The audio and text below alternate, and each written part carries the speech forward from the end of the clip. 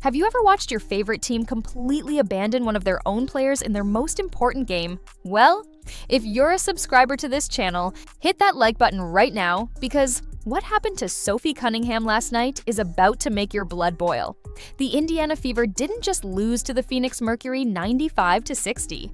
They left their enforcer, their fighter, their heart and soul. Sophie Cunningham completely hung out to dry in what should have been her moment of triumph.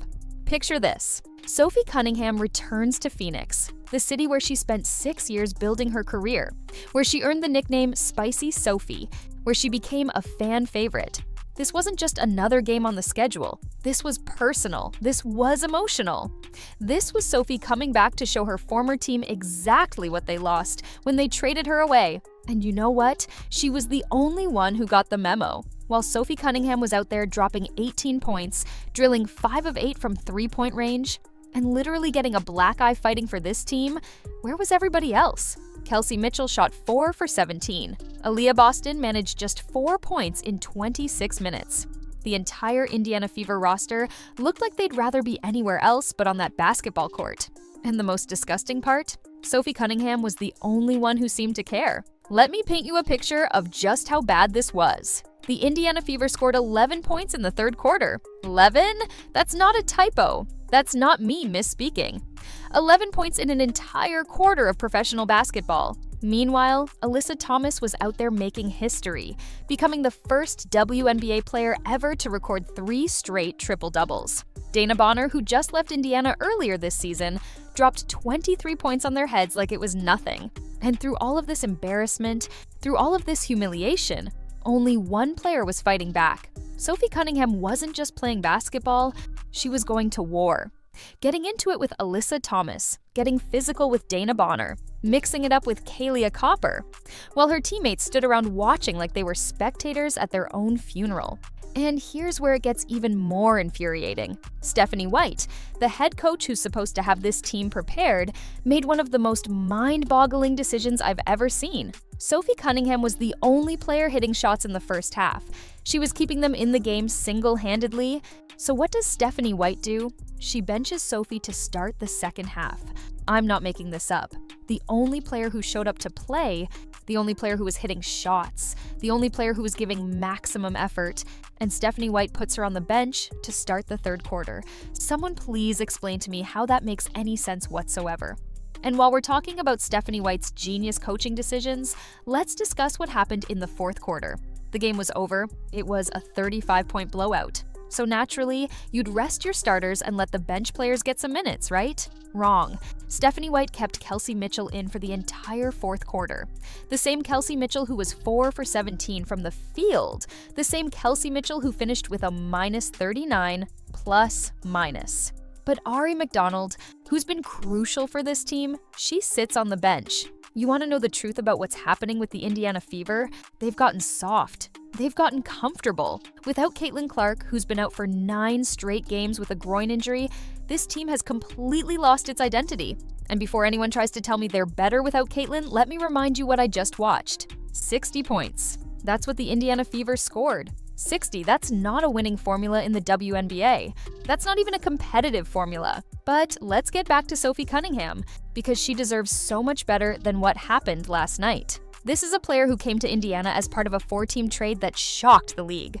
The Phoenix Mercury gave up one of their heart and soul players, and Indiana was supposed to be getting a fierce competitor who would change their culture. Well, Sophie's trying to change the culture, but it's hard to do that when you're the only one willing to fight. Remember what Sophie said after she became the team's enforcer earlier this season? She embraced it. She said this team needed someone to have their backs, someone to protect the stars, someone to set the tone physically. She's done all of that. Her social media following exploded to over 1 million on both Instagram and TikTok because fans love watching someone who actually cares, someone who actually competes, someone who leaves everything on the court. And what does she get in return? She gets abandoned by her teammates in the most important game of her season. She gets inexplicably benched by her coach when she's the only one producing. She gets to watch as Dana Bonner, someone who left this very team, celebrates and talks trash while nobody else on Indiana even seems to care enough to respond. The defensive effort was pathetic. Phoenix shot whatever they wanted, whenever they wanted, from wherever they wanted. There was no resistance, there was no pride, there was no fight except from Sophie Cunningham. Natasha Howard, the veteran who's supposed to be a leader, played 18 minutes and might as well have been invisible. Aaliyah Boston, the former Rookie of the Year, looked like she'd never seen a basketball before. 1 for 6 from the field on shots that were basically layups and baby hooks. And don't even get me started on the offensive game plan, or should I say the complete lack of one. The Indiana Fever looked like 5 strangers who just met in the parking lot and decided to play a pickup game. No ball movement, no player movement, no screens, no plays. Just standing around watching whoever had the ball try to create something out of nothing.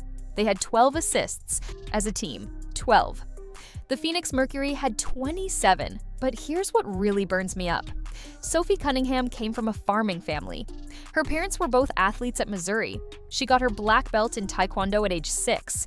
She even kicked field goals for her high school football team. This is someone who's been a fighter her entire life. Someone who understands what it means to work hard, to be tough, to have your teammates' backs. And last night, not a single person had hers. You know what's even more embarrassing?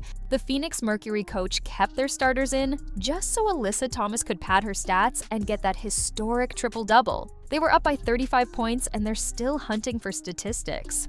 That's the level of disrespect the Indiana Fever earned with their pathetic performance. They became a stat-padding opportunity for the other team. Sophie Cunningham has been everything the Indiana Fever asked for and more. She's averaging 8 points, nearly 4 rebounds, shooting 38% from 3. She's been the enforcer. She's been the energy. She's been the culture changer. She won the Commissioner's Cup with this team earlier this season, and when it mattered most, when she needed her teammates to have her back in Phoenix, they completely disappeared.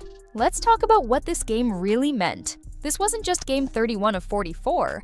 This was Sophie Cunningham versus her past. This was about proving that the trade was worth it, that she belonged with a contender, that she could be a difference maker on a winning team. The Phoenix Mercury knew it. Their fans knew it. Sophie knew it. Apparently, the only people who didn't know it were her own teammates and coaching staff. The energy in that arena was electric. Phoenix fans still love Sophie Cunningham. They remember what she brought to their team for 6 years. The hustle, the heart, the clutch shooting, the physical play. And Sophie wanted to show them that she made the right decision, that Indiana was the right place for her. Instead, she probably left that arena wondering what she'd gotten herself into. You want to know how bad it really was? Brianna Turner got minutes. Let me repeat that for the people in the back. Brianna Turner got minutes in this game. That's how badly the Indiana Fever were getting destroyed. That's how little fight they showed. When you're getting beaten so badly that players who barely see the court all season are getting minutes, you've officially given up. And Sydney Colson, bless her heart, tried to provide some spark off the bench. Within a minute, she goes down with what looked like a serious knee injury. Just another casualty in what was already a disaster of a game. Ari McDonald hurt her foot. Sophie Cunningham tweaked her ankle but played through it because of course she did. She's a warrior, she doesn't quit. Unlike apparently everyone else wearing an Indiana Fever jersey last night. The media's trying to spin this as just another loss in a tough Western Conference road trip. They're talking about injuries and schedule congestion and all these excuses, but I watched that game. I saw what happened. This wasn't about injuries. This wasn't about being tired. This was about a team that quit. A team that didn't care. A team that left their toughest player out there to fight alone.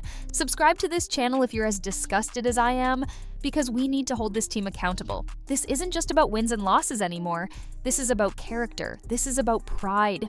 This is about having your teammates back when they need you most.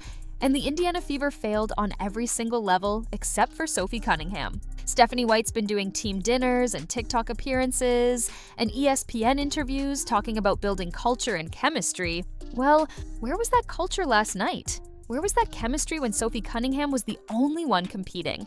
You can't build culture with dinners and social media.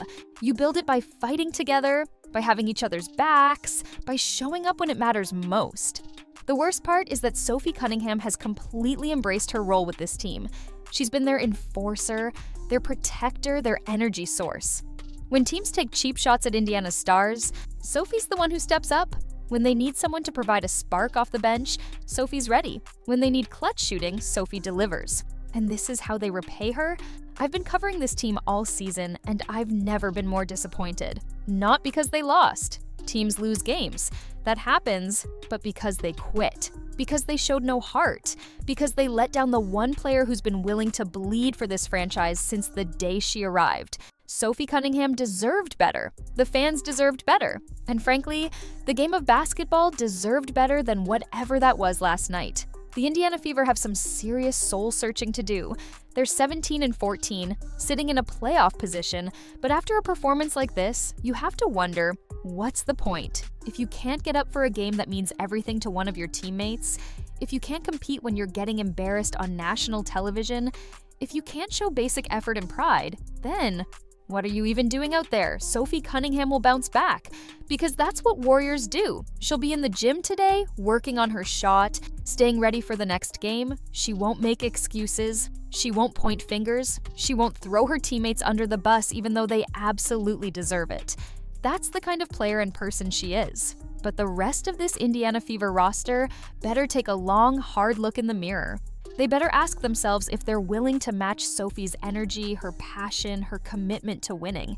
Because if they're not, if they're going to continue to mail it in like they did last night, then they don't deserve to wear the same jersey as Sophie Cunningham. The Phoenix Mercury are probably laughing right now. They got to destroy their former player's new team. They got to watch as nobody had Sophie's back. They got to pad their stats and celebrate on their home court while the Indiana Fever rolled over and played dead. Alyssa Thomas got her history-making triple-double. Dana Bonner got her revenge game, and Sophie Cunningham got abandoned. This team keeps talking about how they're different now, how they've grown, how they're ready to compete with anybody. Well, last night proved that was all talk. When push came to shove, when adversity hit, when they needed to show what they're really made of, they folded like a cheap suit. Everyone except Sophie Cunningham. Comment below if you think Stephanie White should be held accountable for this disaster, because someone needs to answer for what happened. How do you not have your team ready for this game? How do you bench your best player when she's the only one producing? How do you keep Kelsey Mitchell in for the entire fourth quarter of a blowout while sitting players who actually need development time? The Indiana Fever are at a crossroads right now. They can either use this as a wake-up call, rally around Sophie Cunningham, and show that they actually care about winning. Or they can continue down this path of mediocrity, making excuses, showing no heart, and wasting the talents of players who actually want to compete. Sophie Cunningham came to Indiana to win. She came to be part of something special. She came to help build a championship culture. And if the rest of this team can't match her energy, if they can't have her back when she needs them most, then maybe they're the ones who should be looking for new teams. Because Sophie Cunningham is a winner. Sophie Cunningham is a fighter. And Sophie Cunningham deserves so much better than what she got last night. Like this video and subscribe if you agree that Sophie Cunningham was the only Indiana Fever player who showed up against Phoenix. Because someone needs to give this warrior the credit she deserves when her own team won't even fight alongside her. This is the harsh truth about what's really happening with the Indiana Fever, and somebody needed to say it.